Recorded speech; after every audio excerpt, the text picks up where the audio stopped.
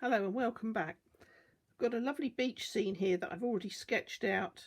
It's got a lovely stormy sky, so I'm just going to make up a dark sky mix with Prussian blue and French ultramarine and a little bit of Viridian, and then add some Cerulean crimson to give it sort of a moody look. I'm going to go in from the top, working from both sides. Let's go to the top of the paper because it'll give better visual effect. And then I'm going to come down in curves, make up some more paint. If I keep making it up, I'll get slightly different tones each time. Just drop it in. You can only do this while it's still wet, just to give a rough edge. And then come in with a cerulean blue from the bottom. And I put some water in the middle, so that will push things back up again. And I'm going to put the brush on its tip to go around the lighthouse. And there's a gap in the rocks where the sky's showing. And just lose any heavy areas of paint. I'm just going to use a little brush just to move the paint right next to the light on the lighthouse. And then a tiny bit more cerulean blue, just to try and put a line across as you would get on a stormy sky. You get layers of clouds. And then the same with the French ultramarine, just drop a line in. Now I'm getting a clean dry brush, it's completely dry, and I'm just going to put a little wiggle through it to soften it a little and go around the cliff properly. Now that's got to dry for a minute or two, so whilst it's drying I can put in some of the sand. And I've got grey sand at the top of the beach, so on this occasion I'm going to use Davy's grey, but you could use homemade grey. Just put the grey sand in and then come forward with Naples yellow.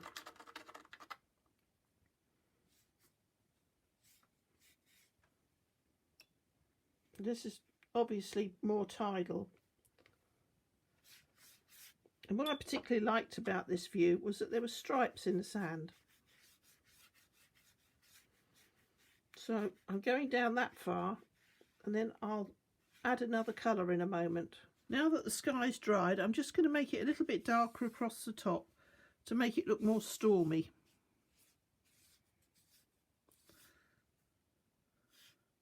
Not going all the way down, I'm just leaving a wiggly line via a layer of cloud. Then going in with a smaller brush and adding a little bit of cerulean blue just to warm it up a little bit at the bottom. If you've got a stormy sky, they're often in several layers. Just drop that in. Keep the continuity to the other side. And then just get the clean brush and just wipe it off a little bit so it's got a lost edge. And then I'm just going to get some turquoise and just drop a line in the middle. Just a little bit more.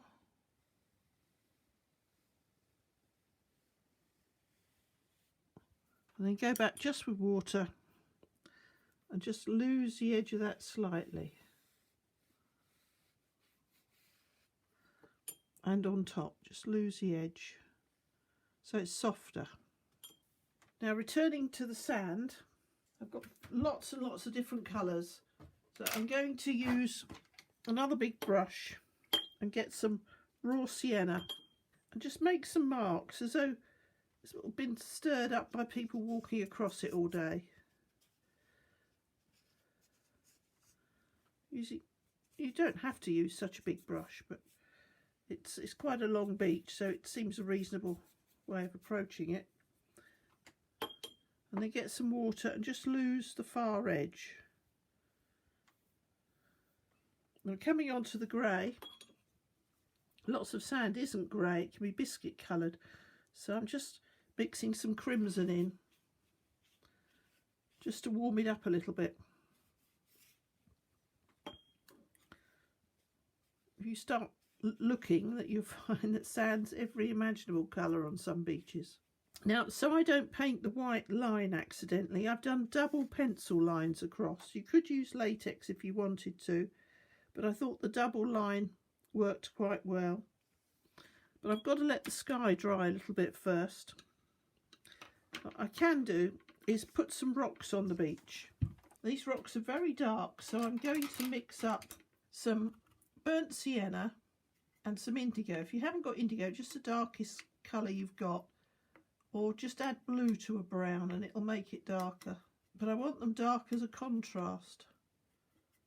And I've got quite a few rocks to do, so I'm making up a reasonable amount. I'll just dry the brush off and then just tackle a rock at a time. Just put in a rough shape and then I can add contours to it when it's dry. So it doesn't matter if some of the paper's showing. So I can go over with a different colour.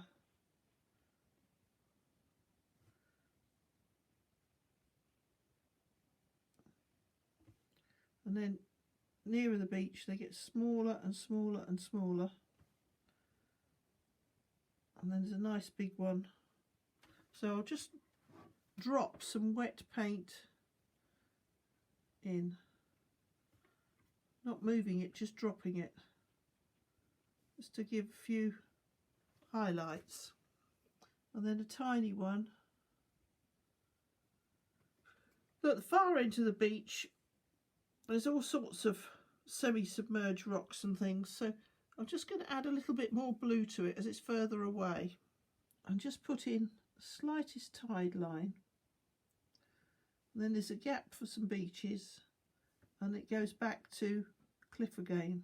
And tiny gap for sea. You can just see the sea through the rocks. So this hillside has got all sorts of different rocks and cliffs going up, so I'm going to use a little bit of grey with the brown, a little bit of turquoise, just to make nondescript darker colour, and just go in from the bottom, and then I can add anything else in a minute. There's green coming down, that's a sort of traditional green, so I'm going to start with sap green and add some of the raw sienna that I've been using, and just go sideways across the top, going over the first lines I've put. So it still looks like a cliff, but it makes it more distant. When that's dry, I can do a little bit more. So now I'm a little bit stuck until things have dried, but there is a dark line across the beach that's standing water. So I'm going to use French ultramarine and a little bit of cerulean blue.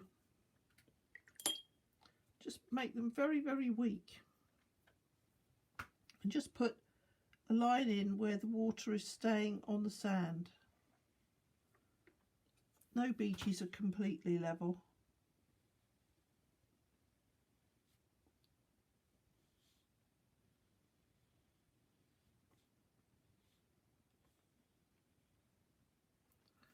I'm just going to feather the edge of that out so it's more subtle. Just keep cleaning the brush off, otherwise I'll put too much blue on the sand.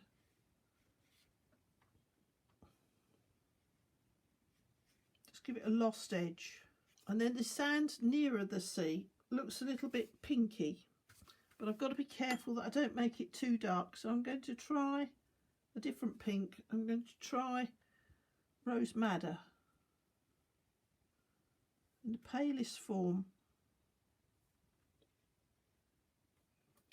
and I'm safe here because I put the double lines in for the surf line. Now that the sky's dry, I'm going to put in the horizon and then do the island afterwards, because I want the island to sing out from the blue water.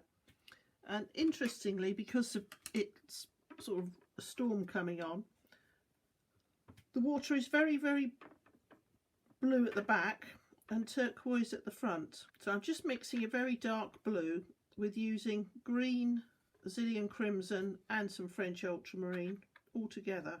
And I'm going to do the horizon, because it's only a tiny bit of blue and it's a very long piece of paper,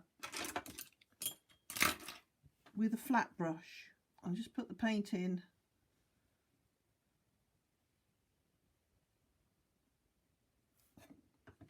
and I'm going to drop some darker paint in there in a minute, and then I'll do the other side, but that's got some rock showing as well. I'm just going over gently.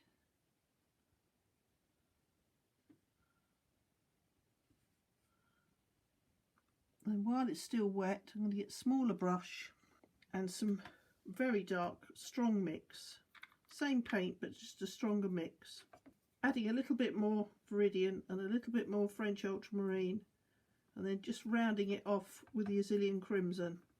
And just go back, just drop it into the wet paint, the very dark line.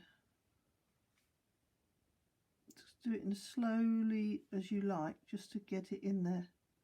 And the same with the other side. Just recharging the brush a little bit.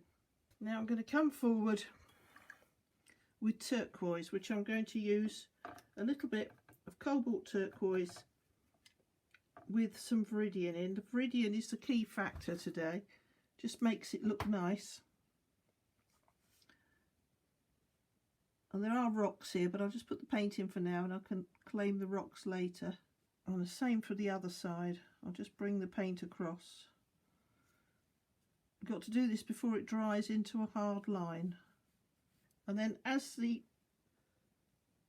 water gets shallower, it gets a little bit more creamy. So I'm just adding some Naples yellow to that mix. I've just brought the paint forward to the surf line. I'm now going to add the water in front of the island that's got a tiny, tiny blue line. Not much.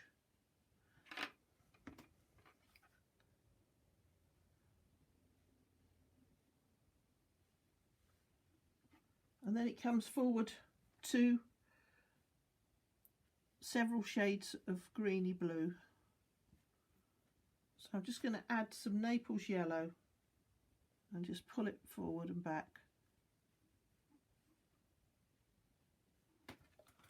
And there are some rocks to one side of the island, so I'm just going to make the paint a little bit lighter there to allow for putting some rocks in.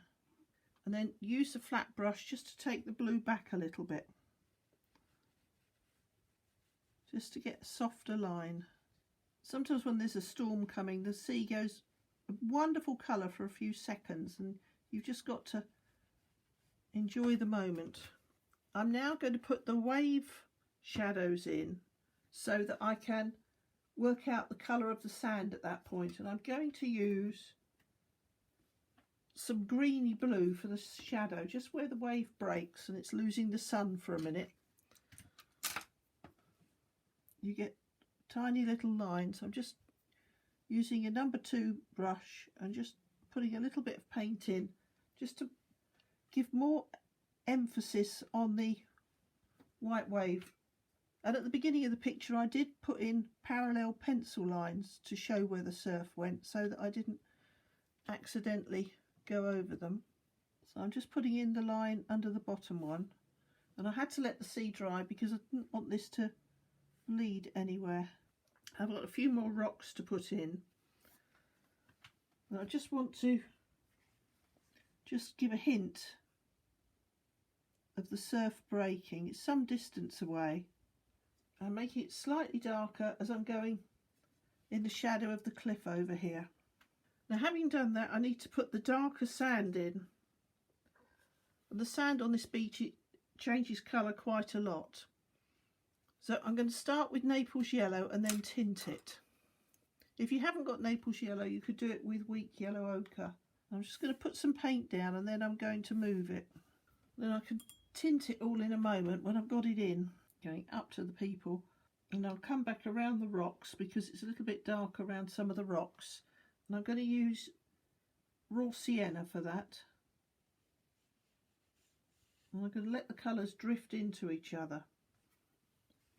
Just drop a little bit of raw sienna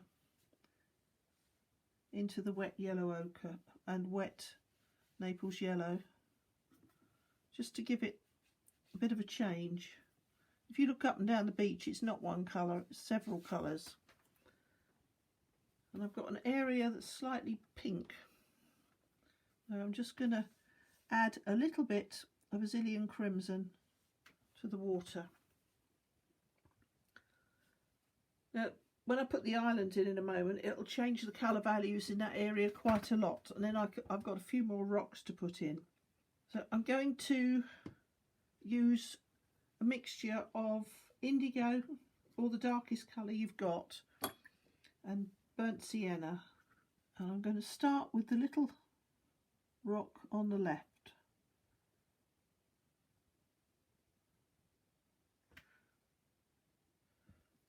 I'll use a smaller brush, go further in. I've got a number 1 brush here, just to get the exact shape, which is a nice silhouette on the skyline. And then get some dark, just the same paint, perhaps with a slightly more of a hint of indigo, and do up and down strokes. It's the second rock I've drawn in a few days that looks like it's been chiselled away and it's near a lighthouse. I think sometimes they source their building materials locally. Just take it from the rock next door, and then this rock goes into the sea and it comes to the end of this rock here. So I'll put a dot in so I don't go too far, and then work back, and it's got a lump in one area, so let's make one bit a bit higher. Now it's also got a little bit of green on here. Somebody has valiantly tried to plant a little bit of a lawn, I think. And then the rest of the rock is much lighter, so I'm going to use grey. You can use a homemade grey, but I've got Davy's grey on the go from doing the beach here. So I'm going to use the Davy's grey and then just warm it up with a little bit of yellow in places. The green's still wet, so that's merging into it. So I'm going to drop a little bit of Naples yellow and yellow ochre mixed together in, just to do a few highlights. Now there's a little wall around the lighthouse, probably essential on a windy night, and a wall that goes around the back. And from this distance I can't be sure of anything else. Rock sticking out from this island here, and it is jagged where it meets the sea, so I'm just going to do a few up and down strokes, not to change the water level but just to give different visual impact. And then coming onto the beach, I've got some more rocks that I did put in roughly, but I need to put them in again. Let's give a suggestion of them. I want the lighthouse to stand out a little bit more, so I'm just going round the body of the light, just putting a little bit more dark in. And I think it needs a little bit of sky darkening as well, but I'm just going to put the rock up a little bit here. There is a distinctive area of rock. If I just get a little brush, a little bit of blue paint on, and just put it round, just highlight the white lighthouse without changing the whole sky. I'm just going in very gently, both sides, and then taking it out. And I use water and just move the paint to infinity so that you can't see it anymore. And that makes the lighthouse stand out quite a lot. I'm just going to put a tiny bit more on this side. It's always good to have light and dark things next to each other. It sort of punctuates it. So now I need to put in some more rocks on the right, and I'm using the indigo and burnt sienna mix which seems to suit this beach quite well, but other beaches have different coloured rocks. You just have to decide what you want to use. I'm just going to change to a smaller brush, having made the paint up with that brush, and just give a little wiggle. And there's a couple of areas of beach, so just put the rock going back up. This is catching the light, which made it quite special, so that I don't want to darken it all too much. And I'll put the rock in that's going all the way out, and I've got to work out where it's going to. It's going between these two rocks, so I think probably about there. I always put a dot in at the end, then I don't get carried away. And it's got a few lumps and bumps that are breaking the horizon, which I'll just make the end of the cliff much darker to match it. To start with, it was just a question of claiming the headland. And then further back, the cliffs are more sandy. So I'm just going to, the number 1 brush is no good for mixing paint. Pick up some paint with a bigger brush. I'm going to use some Indian red. It's just different colour to the cliffs, and then take it back up again. And there's a few changes of level and all sorts of things on the cliff, so I'm just gonna, I don't want to distract from the fact that I had a good tone there that caught the sun. And then back to the darker cliffs.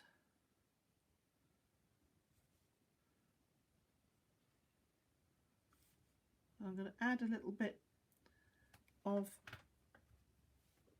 yellow ochre to that, just to separate it from the rocks on the beach, just to make it a bit lighter. Taking it back with upstrokes, and the same here, just taking it back, and the yellow just separates the colours.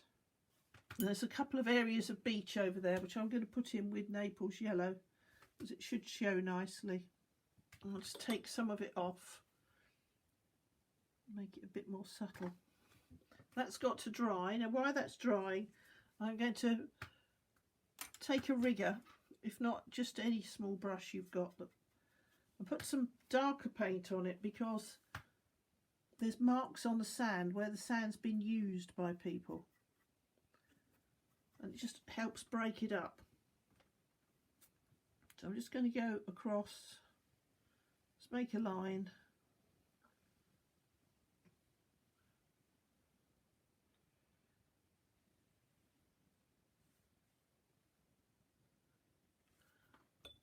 and then get a clean brush and just run some water over it.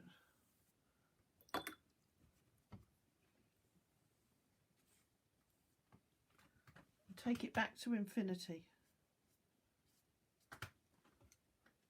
Just make a few little marks as though people have been there. And then in the middle of the beach there's lots and lots of different marks, and some of them look quite grey. I don't know why. I've got a big brush. Put me in an art shop, I'll buy anything. So I'm just going to get some blue and a little bit of Brazilian crimson in it. Mix it with the sand colour and just bring it across the beach.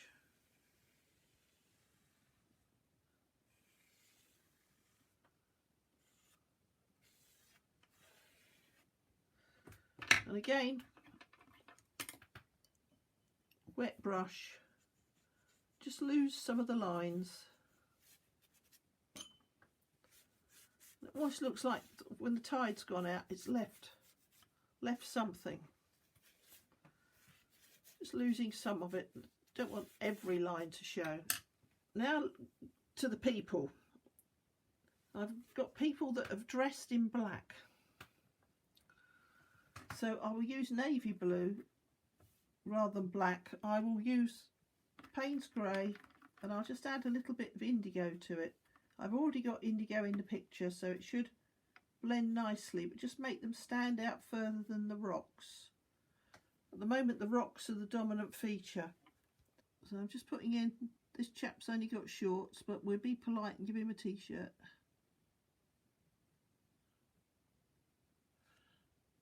And the same here.